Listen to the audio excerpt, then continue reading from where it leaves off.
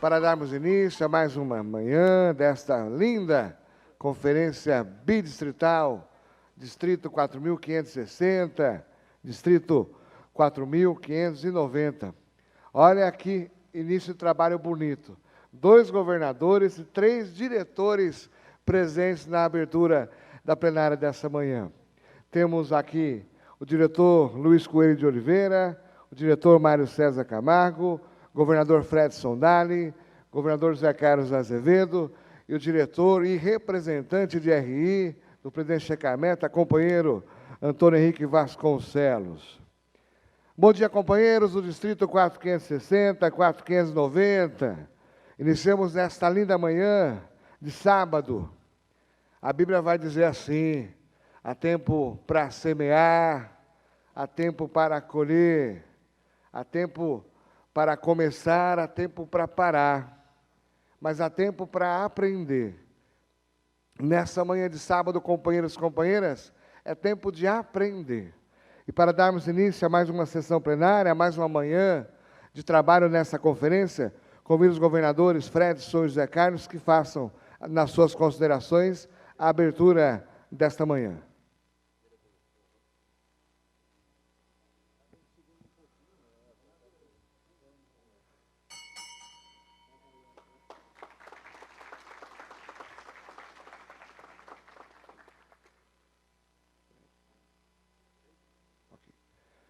Solicito a atenção de todos para uma breve leitura do currículo abreviado do nosso primeiro palestrante, o companheiro diretor Mário César Martins Camargo.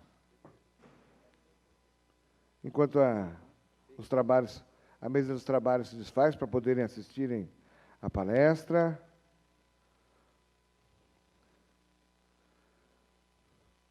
Mário César Martins de Camargo, 64 anos, casado com Denise de Camargo, pai de André, administrador de empresas pela Fundação Getúlio Vargas São Paulo, Direito pela Faculdade de São Bernardo, ex-presidente da Gráfica Bandeirantes, da Abigraf Nacional, do Sindigraf São Paulo, da Associação de Tecnologia Gráfica, ex-vice-presidente da Fiesp, rotariano do Rotary Clube de Santo André, desde outubro de 1980, presidente do clube para o ano rotário 1992-1993, governador assistente 1997-1998, governador distrital 1999-2000 do Distrito 4.420, trainee leader 2004, 2005, 2005, 2006,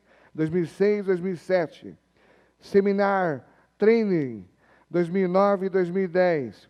Curador da Fundação Rotária 2015 e 2019. E diretor de Rotary International 2019 e 2021. Resumidamente, companheiros, Mário César Camargo.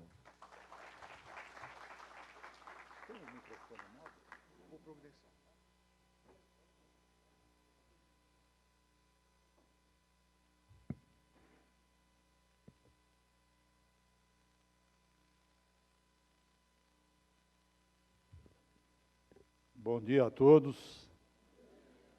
Eu pedi o microfone móvel, porque se eu não estiver andando, o cérebro não dá partida. Ele fica meio lento, então preciso estar em movimento.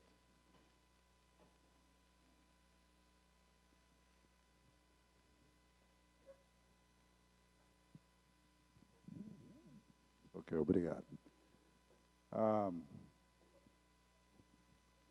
Bom dia a todos. Henrique e Renata, que aqui representam o Shekhar e a Hashi. O Shekhar e a Hashi virão, nesse fim de semana, passarão rapidamente por São Paulo e vão a caminho do Uruguai. É a segunda visita dele à América do Sul. Ele vai visitar o Uruguai, a Argentina, e depois vai à terra do atual diretor, Julio Santisteban, que é Lima, no Peru. E como ninguém é de ferro, ele vai conhecer Machu Picchu, né? Todo mundo que passa, ele está na trilha de conhecer as 7 maravilhas do mundo, falta Machu Picchu, ele vai conhecer agora. Já conheceu Cristo Redentor, quando esteve no Rio conosco, e a última parada dele vai ser em Machu Picchu.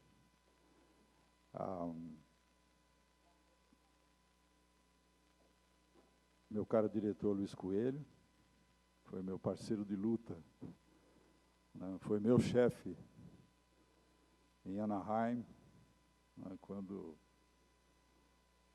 trabalhamos juntos. Essa ideia de fazer uma conferência bidistrital, eu dizia ontem ao Fred e ao Zé Carlos, que são os nossos anfitriões, é muito comum nos Estados Unidos. Por quê? Porque isso aqui espelha a realidade do Rotary Sem Fronteiras. Para Evanston, para a sede nossa, para o Rotary, o distrito é uma mera configuração político-administrativa. O rotariano do 4590, ou do 4560, ou do 4490, como o Henrique ou eu, que sou do 4420, é rotariano, independentemente de onde ele esteja. Eu acho que conferências que abranjam mais de um distrito devem ser estimuladas, porque promovem um espírito de união e de companheirismo que deve ser a marca do Rotary. Então, eu felicito os dois por terem tido essa iniciativa, né, por terem rompido essa barreira. Nós temos que quebrar alguns paradigmas para provar que os nossos valores estão acima das nossas vaidades. Então, vocês estão dando uma boa lição aqui.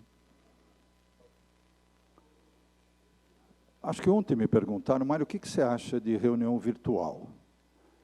Porque a minha diretoria, 3/4 dela foi exercida pela plataforma Zoom.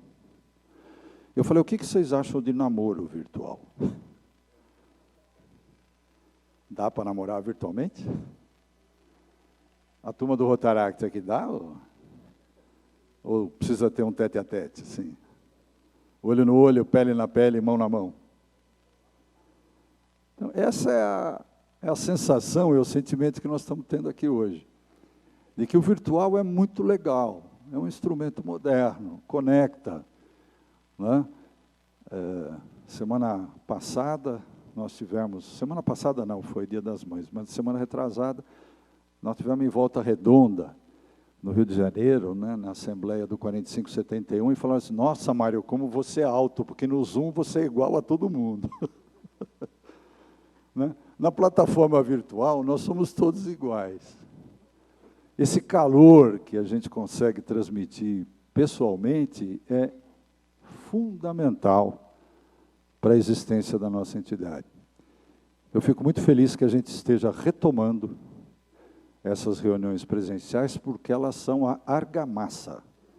Elas são o que une os tijolos do edifício Rotário. Eu tenho certeza que a nossa instituição sairá mais forte, mais fortalecida, mais convicta dos seus valores, mais conectada.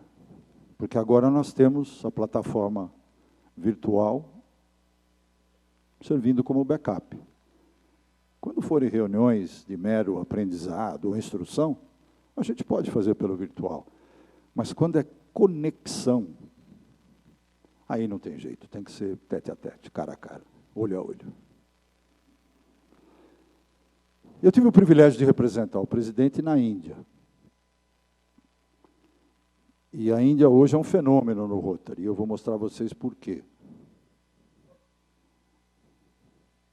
Olha lá, o Rotary e o Rotaract, né?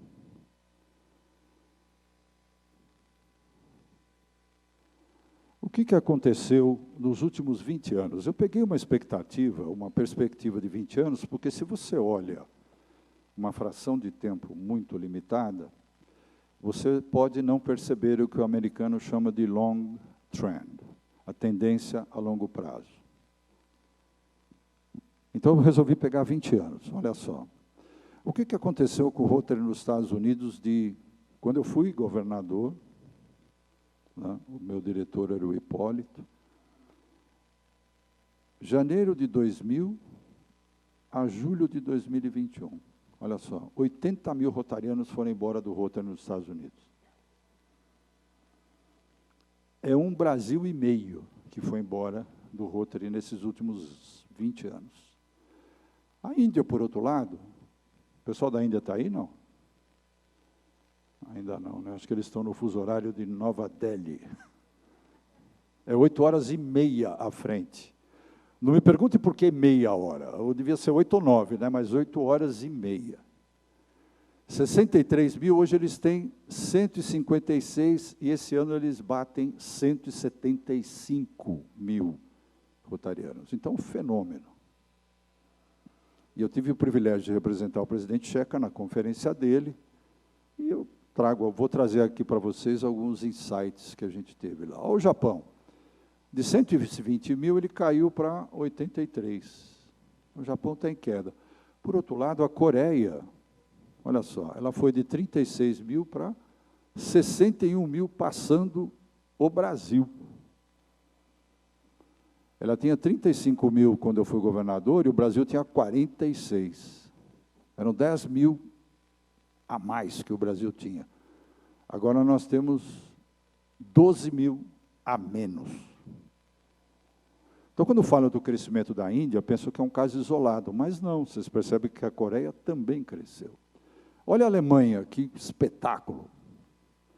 18 mil no ano 2000, hoje eles têm 57 mil, eles mais do que triplicaram o número de rotarianos. E passaram o Brasil como a 5ª maior potência do Rotary, né? O Brasil hoje é a 6ª. A gente costumava estar aqui, né, no 5º lugar. E o Brasil, o que aconteceu? Nós éramos 46, fomos crescendo, e agora estamos na decrescente. Agora nós estamos um pouco menos do que 50 mil. Em volta de 50 mil esse ano. Então, tentei analisar o fenômeno. Os números são chatos, mas se você não tiver números, você não consegue elaborar diagnóstico. Você não faz nenhuma análise que seja sustentável, né? Você tem que ter números para corroborar ou desafiar as suas ideias, né, os seus pressupostos. Por região, está a mesma coisa. O Sudeste Asiático, encabeçado pela Índia, e a África crescem. E aí me causou a primeira pergunta: por que será que a África cresce e a Índia crescem? Que momento econômico eles estão atravessando? Né? Eu aqui não vou dar resposta, porque se eu tivesse resposta, eu seria o herdeiro legítimo de Paul Harris, né? Eu vou aqui, eu posso até parecer, né, mas eu estou meio gordinho para ser. Eu estou meio gordinho para ser o Paul Harris, ele era mais magrão. As nossas regiões aqui, nós estamos na perda também. Veja, o Latinoamérica é 12, está aqui, 12, menos 10 mil. E os Estados Unidos e Canadá despencam em termos de quadro associativo. Opa!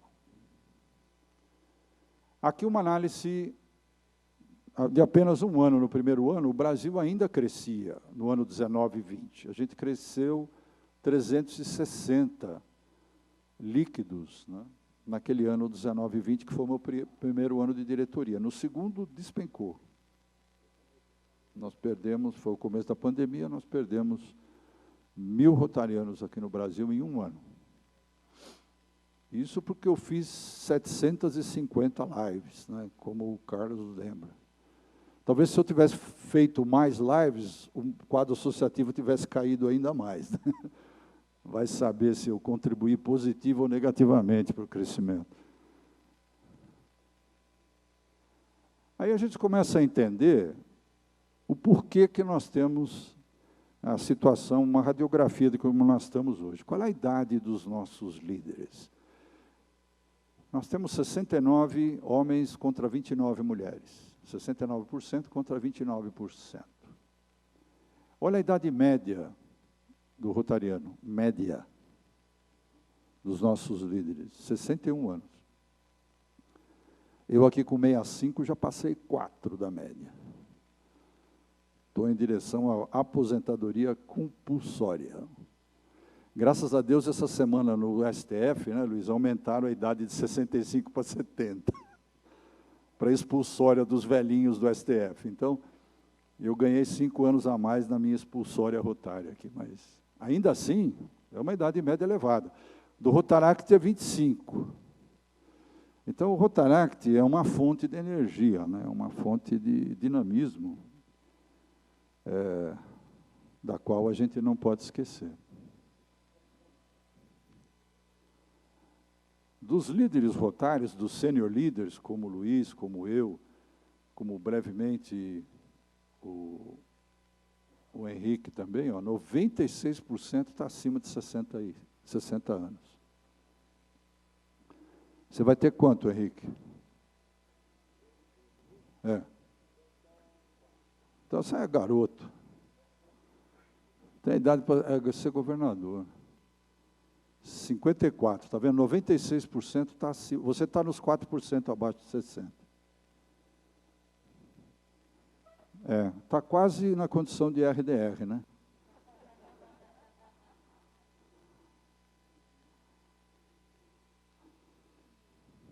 Por que a gente cai? Primeira pergunta que se faz. Quando você tem uma instituição que está caindo, você pergunta, ela é conhecida? Não? Ou seja, qual é o mercado dessa instituição? Eu, como marqueteiro, vendedor, que sempre fui, você pensa, qual é o mercado potencial que eu tenho para atrair rotarianos? Será que a instituição não é conhecida? Balela, ela é conhecida sim. Isso aqui é de uma pesquisa que o Rotary fez em 2018, para saber quais instituições eram conhecidas fora do Rotary. Isso foi uma pesquisa feita pelo pessoal de Evanston, na área de comunicações. 84% das pessoas consultadas conhecem a Unicef. 77% conhecem o Lions. Você vê o Rotary 74%. Nós perdemos do Lions, em termos de conhecimento do público geral. Esse público é um público, claro, é um público de líderes, né? Foi feita uma pesquisa junto a líderes do mundo.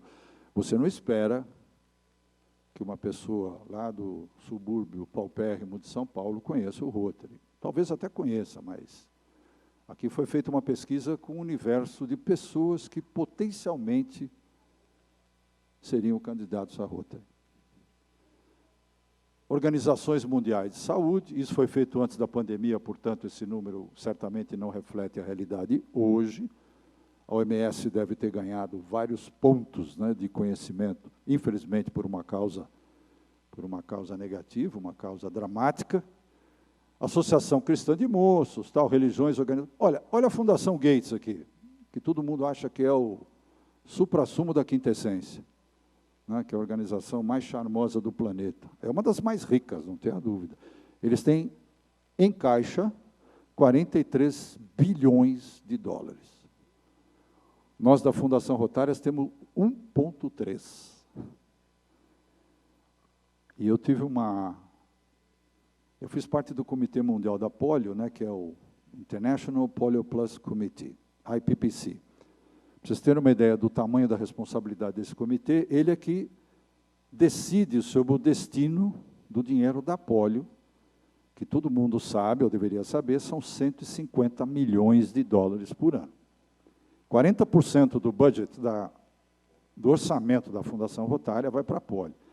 Então, esse comitê interage com quem? Com o CEO, ou a CEO, porque na época que eu conversei era uma mulher, hoje é um homem, o presidente da Fundação Bill e Melinda Gates, com o chefe da Unicef, com o chefe do CDC, que é o Centro de Controle de Doenças de Atlanta, né, e o chefe da OMS, que é a Organização Mundial de Saúde. Esses são os caras que prestam contas à Fundação Rotária.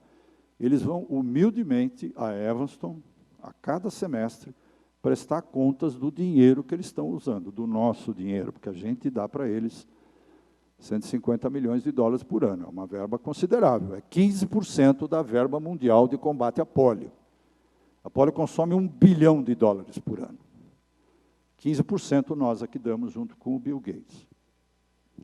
Nós somos o grande motor, né? Porque a gente dá 50 milhões do nosso bolso, mas a gente tira 950 milhões do bolso alheio, por uma boa causa. Eles compram a nossa causa por causa da nossa credibilidade. Mas, voltando ao assunto, eu perguntei para ela, eu falei, Jenny, por que vocês dão 100 milhões de dólares para o combate à polio para a Fundação Rotária? Vocês têm 33 vezes o nosso patrimônio, talvez vocês tivessem outras causas para aplicar, vocês certamente têm, porque eles têm vários destinos de aplicação. Ela falou, porque a gente não tem 1,2 milhão de voluntários. Então, nós temos muito dinheiro, mas vocês têm a força de trabalho. Vocês têm a capilaridade, vocês têm o alcance no chão de fábrica que nós jamais teremos. A gente nunca vai conseguir, né, ter uma representação em Cordeirópolis, ou uma representação lá no 4710, do Paulo Bala, ou em Lavras, lá no distrito do Zé Carlos. O que faz com que uma entidade seja desejada? Essa foi uma outra pergunta dessa pesquisa. E 4 foram as razões apontadas pelos respondentes. A entidade tem que ter propósito. Se não tiver propósito, vira um clube de vinho. Muito legal, agradável, mas é autosserviço, é autobenefício, benefício próprio. Ela tem que ter causas claramente identificáveis. Nós temos a vantagem de ter muitas causas e temos a desvantagem de ter muitas causas. Por quê? Porque espalha o nosso horizonte, tira um pouco o nosso foco. Se eu perguntar aqui do Greenpeace, o que faz o Greenpeace? Meio ambiente, só. Ele não se preocupa com doença, ele não se preocupa com o menor abandonado. Ele se preocupa com baleia abandonada, ou foquinha, ou urso panda.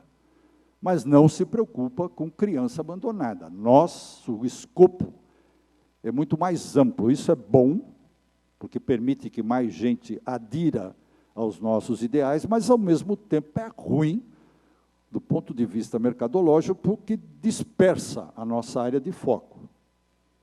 Vocês concordam? Então, o que pode ser um benefício, por outro lado, pode ser um problema. Tem que ter credibilidade. Nisso aqui a gente ganha de 18-0 de qualquer outra instituição. A Fundação Rotária foi eleita pela 14ª edição consecutiva, anual, pelo Charity Navigator como Top 3, uma das melhores 3 organizações humanitárias do planeta. Como é que eles avaliam isso? Eles acham que o Rotary é bonzinho? É nosso amigo? Eles são absolutamente severos na avaliação.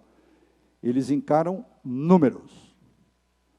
O Médicos Sem Fronteira, no balanço do Médicos Sem Fronteira, eles destinam aquelas famosos anúncios que eles fazem, tão elogiados por todos, eles destinam 82% do que eles arrecadam. Guarda esse número, Eduardo, porque você agora na BTRF vai ter isso na ponta da língua. 82% do que eles arrecadam, eles destinam às atividades fim. 18% são as atividades meio, ou seja, o custeio da própria estrutura, para manter a entidade, para fazer anúncio. A Fundação Rotária tem 92%. A gente gasta só 8% do que arrecada.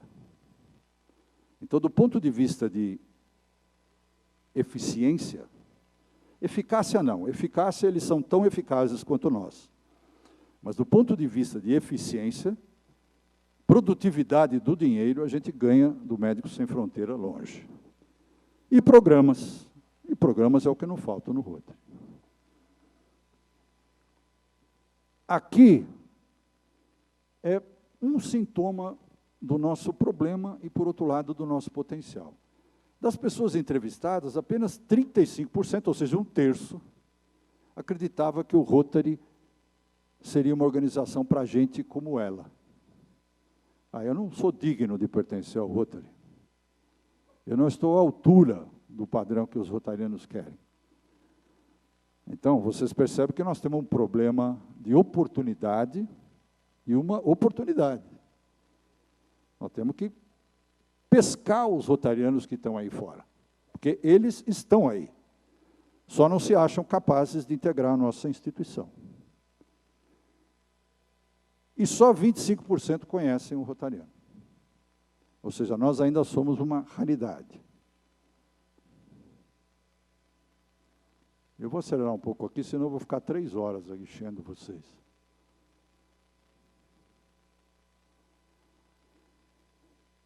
Quanto tempo eu tenho, hein? 10 minutos? Tá bom. Eu não gosto de quebrar o protocolo. Não, eu não quebro, não, fica tranquilo. Fatores externos. Nós fizemos uma análise levando em consideração esses fatores. Esses são fatores que podem impactar o nosso DQA. Tecnológico, demográfico, social, competitivo, econômico, político. Aí eu me fiz um exercício para comparar o Brasil com a Índia. Vamos lá, fatores externos. Em tecnologia, nós somos um povo conectado no Brasil? E a Índia é um povo conectado? Um dos fatores é a tecnologia. A Índia é o primeiro lugar do mundo em Facebook, com 280 milhões. O Brasil é o 4º. Proporcionalmente, a Índia tem 20% da população conectada, nós temos 40% da população conectada. Aliás, 60% da população conectada. Nós somos em 214 milhões, não? 60%. Então, nós somos hiperconectados, não é um fator de diferença. O Twitter, mesma coisa, está vendo? Eles são o 3º do mundo, nós somos o 4º. Aqui está invertido. 25 milhões, nós temos 19. No TikTok, alguém aqui sabe do TikTok? Sabe quem me informa do TikTok todo dia? O meu sogro de 85 anos, maledeto. Toda absorção de informação dele vem TikTok. E eu leio a Folha e o Estadão todo dia, para ter opiniões diferentes, né? Porque cada um pensa de um jeito. A informação dele vem através do TikTok, 85 anos. Eu acho que se a gente quiser atingir uma faixa de rotarianos acima dos 70, a gente devia anunciar no TikTok. Porque eles ficam o dia inteiro pendurados nesse negócio. Então, falta de conexão não é uma explicação para o nosso DQA. Demografia. Nós somos 217 milhões, a Índia é 1,4 bilhão. Nós temos 50 mil, eles têm 170, mas nós temos um rotariano para cada 4.300 e poucos cidadãos. A Índia tem um para cada 8.300. Então, em termos de densidade rotária, comparada à população, nós ainda temos o dobro da Índia. A gente não pode deixar que isso fique estagnado. Por quê? Porque a Índia está sofrendo um fenômeno que o Brasil sofreu anos atrás, principalmente nas décadas de 70, 80, de crescimento econômico a taxas saudáveis. 7, 8, 7, 8, 7, 8. O Brasil cresce a quanto? 0, meio, menos 1, 0, 1. Ou seja, a nossa classe de potenciais rotarianos, que é a classe média, que somos nós aqui, né, está sendo achatada por um país que está estagnado há 20 anos.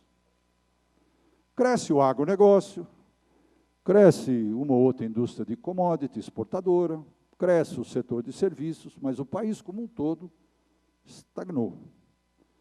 Então, talvez seja esse um dos fatores externos que explique o crescimento do Rotary na Índia. Eles estão num processo de crescimento econômico pujante. Nós percebemos, Denise e eu percebemos. Aliás, uma informação para vocês, a partir de 1º de julho, eu serei orgulhosamente o primeiro damo do Rotary Clube Santo André Satélite Alfa.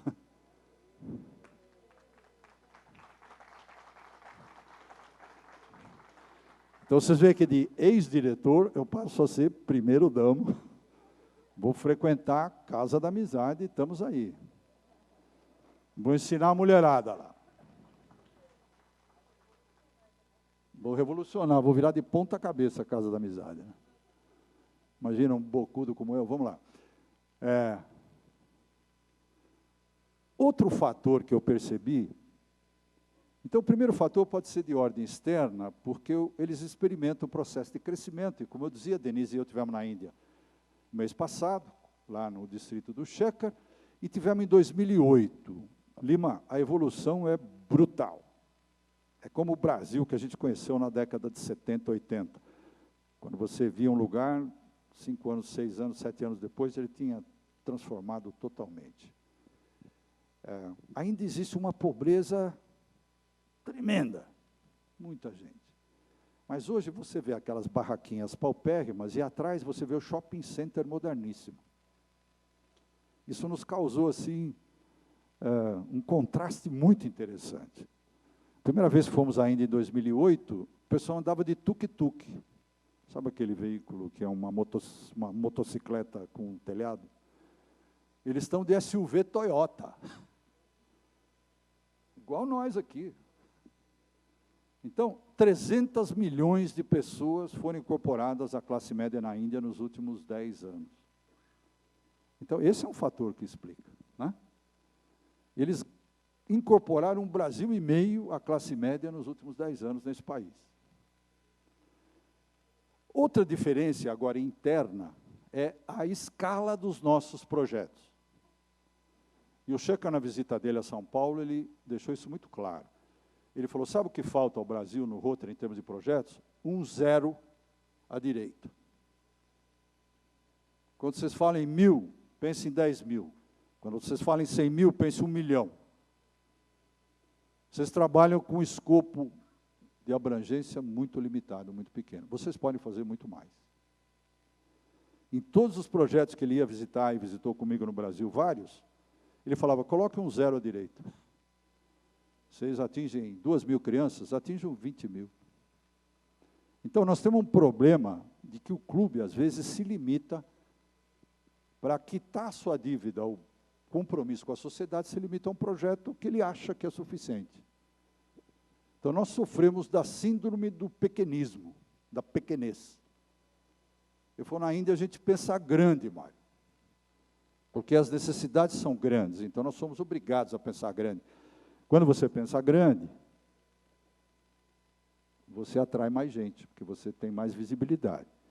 Olha só o que eu falava da questão econômica. O Brasil tinha 2,6 trilhões de dólares de PIB em 2011, hoje nós temos 1,75. A Índia, que estava atrás de nós em 2011, com 1,8, hoje tem quase o dobro nosso. Entendeu? O fator de crescimento econômico e de riqueza é um fator externo poderoso. Fator externo de questão política, mais ou menos a mesma condição. Um ponto de identidade é que ambos os sistemas são democráticos. Nós não somos como uma China, por exemplo, ou como uma Rússia, que tem um governo extremamente autoritário e centralizador e que não permite a livre manifestação da sociedade. Na Índia e no Brasil, a gente tem essa capacidade. Independentemente de polarização, de fulano contra cicrano, de esquerda contra direita, de vermelho contra amarelo, nós temos uma democracia funcional. Ela funciona. Então, também não é um fator que explique, porque esse fator, por exemplo, explica a não introdução do Rotary na China. Por que o Rotary não entra na China? Porque existe um controle do Partido Comunista sobre todas as ONGs que entram no território chinês. E querem que essas ONGs se submetam a determinadas diretrizes do governo chinês, às quais o Rotary não está disposto a se submeter. Por isso que o Rotary não explode na China. Porque a China tem o tamanho da Índia e um PIB que é 4 vezes o da Índia. Então, se amanhã a China se tornasse uma democracia e permitisse a entrada do Rotary na organização, ou vice-versa, o Rotary permitisse a entrada da China em toda a sua extensão, eles seriam 500 mil em 4, 5 anos. porque tem massa crítica para isso. Tem uma população de 1 bilhão e 400 milhões de eleitores. E agora aqui, só para terminar, esse é o distrito do Shekhar. É um distrito pesado na Índia, é o 3291. Tem um presidente e o futuro diretor, que vai ser colega seu no board lá. Esse é o futuro diretor 23-25 da Índia. Um dos dois, né? Essa é a conferência deles. Paradoxalmente, aqui está o Shekhar e aqui está o Shekhar também, representando o Shekhar. Assim que ele me apresentou lá, ele falou, aqui o Shekhar é o Mário. Então, se vocês tiverem pergunta fácil, vocês perguntam para mim. Pergunta difícil, vocês perguntam para ele. Né? Eu sou o avatar do Shekhar durante a conferência dele. Eu nunca tinha representado o presidente numa conferência do próprio distrito. Foi interessante. Eles têm essa tradição de colocar lenços, né, em pessoas que são homenageadas. Eu tenho mais ou menos uns 18 lenços de casa. Em cada lugar que você vai, eles o homenageiam com lenço. É muito interessante. E agora aqui, um pouquinho de inveja para o Zé Carlos e para o Fred. Viu? Vocês acham que o DQA aqui está crescendo? Tá? Esse distrito tem 4.900 rotarianos. 140 clubes. Vocês acham que é visitar demais, Paulo? 140 clubes. Você acha que tem muito no 4710, né? Tem 140, e eles, entre a conferência, que foi em abril, foi dia 2, 3 de abril, e o fechamento do ano, eles estão fundando 15 novos clubes. O crescimento deles, na data, 31 de março, era 578 rotarianos, e eles iam acrescentar mais 380 rotarianos. Eles vão chegar a 950 rotarianos novos de acréscimo num ano. 20% de crescimento. É um fenômeno, né? Por que é um fenômeno? Porque eles trabalham grande. Aqui é só para... Levou meia hora para o cara me armar esse negócio aqui. É uma vestimenta bengali daquela região ali. Eu fui visitar no distrito anexo, 3262, uma clínica de olhos, como a gente tem aqui em alguns distritos brasileiros. O que acontece na Índia? Como a carência deles é tremenda, o que um clube faz, ele espalha para outros clubes rapidamente, que é o que o Shekhar chamou de escalabilidade. Nós visitamos um Eye Hospital. Eles fazem 2.500 cirurgias por ano. Esse hospital mantido pelo Rotary Club de Bhubaneswar, que é do distrito 3262. Sabe quantas clínicas eles têm no distrito? 39. Eles pegaram esse modelo e replicaram em todo o distrito 3262. Quer dizer, ideias boas dentro do Rotary são para serem copiadas, escaladas, multiplicadas, replicadas. Por isso que eles têm gente. Porque em todo lugar que você vê, está aqui a roda dentada. Todo lugar que você passa tem um projetinho do Rotary que é escalável no distrito inteiro. Ora, quem tem influência econômica crescente no país, que está tendo uma sociedade cada vez mais afluente, o que eles querem? Prestígio, influência. Isso o Rotary dá. Aqui no Brasil, nos Estados Unidos, na Alemanha, no Japão ou na Índia.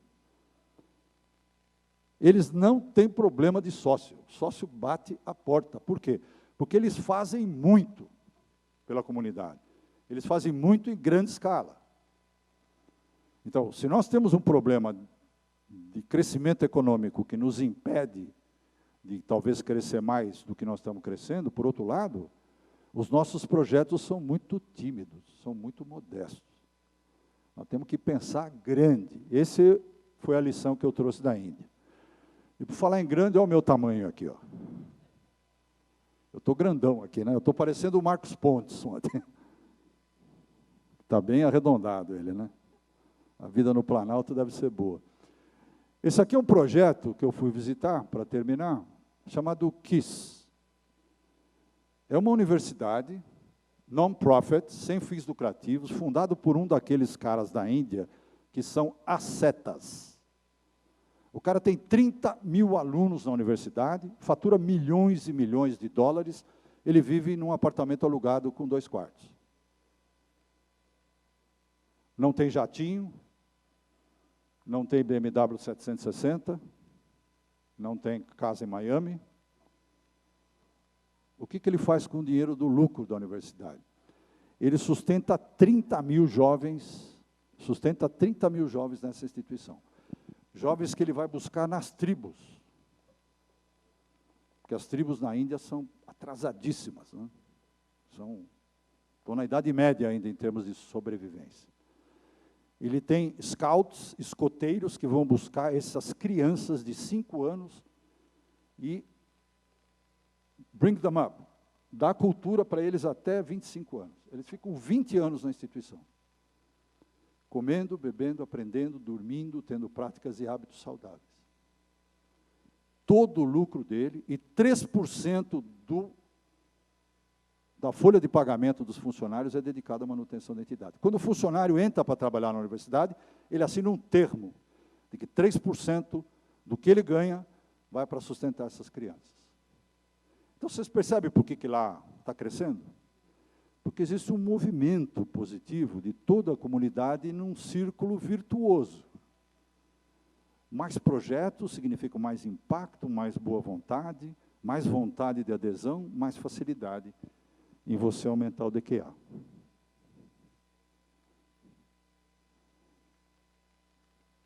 Eu transmiti aqui apenas algumas das várias experiências que nós tivemos lá. Né? Mas, resumidamente, a mensagem é: pense em grande. Quando for fazer um projeto, pense na multiplicidade, na replicabilidade desse projeto. Se for um projeto pequeno. Ou então pense no tamanho do projeto em si. Todas as ideias do Rotary começaram pequenas. O Art Clump começou lá em 1917 com uma doação do Kansas City de $26,50. Então não tenham medo do início, mas tenham uma visão do que pode ser o futuro desse projeto, na sua comunidade, no seu distrito, por que não dizer no seu país. O Rotary na Índia ajudou o Ministério da Educação e Cultura a desenhar o plano curricular das escolas da Índia. O governo da Índia chamou o Rotary para ajudar no desenvolvimento da plataforma curricular. Então, e olha, nos contatos que eu tive com entidades políticas no Brasil, e eu tenho o tempo todo, o problema não é deles não, hein? O problema é nosso. Porque eles acreditam em nós. Eu nunca fui falar com um ministro que não pagasse, que não desse tributo ao que o Rotary fez e faz pelo Brasil inteiro. Todos sabem o que a gente faz de bom. O nosso índice de credibilidade é altíssimo, mais fora da instituição até do que dentro. Eles acreditam mais em nós do que nós mesmos. Então, esse é o recado que eu tinha que dar para vocês hoje. Obrigado, e a partir de 1º de julho eu vou me recolher, né? Vou lá ajudar a minha mulher a fazer uma boa gestão no clube dela.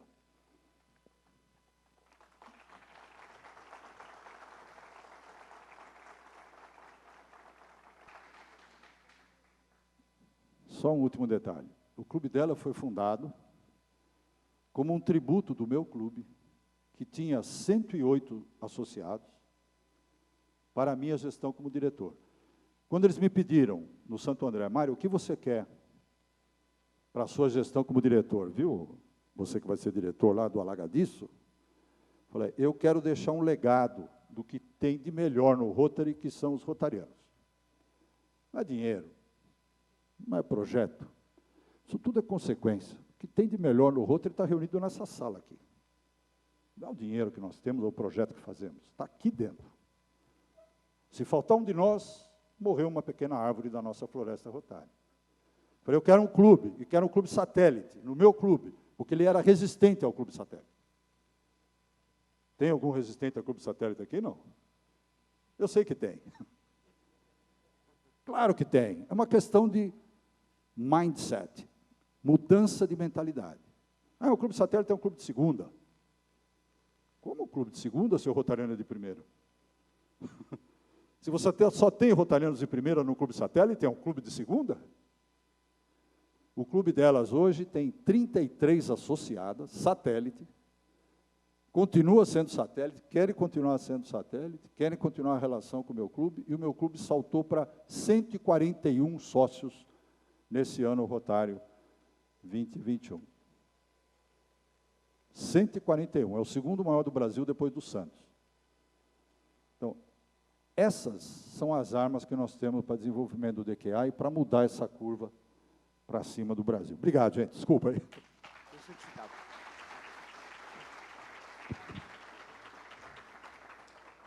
Obrigado, diretor Mário.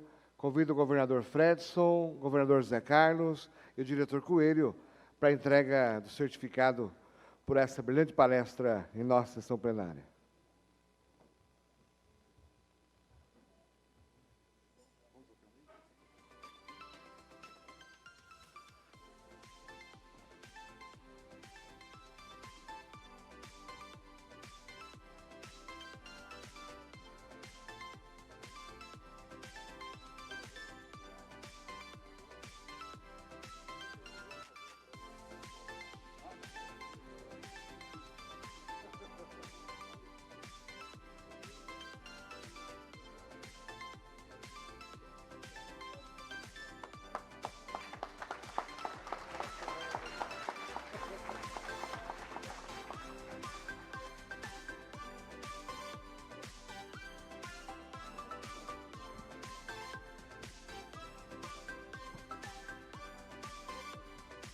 Queria que vocês ouvissem as palavras de um diretor para outro. Foi maravilhoso, de arrepiar.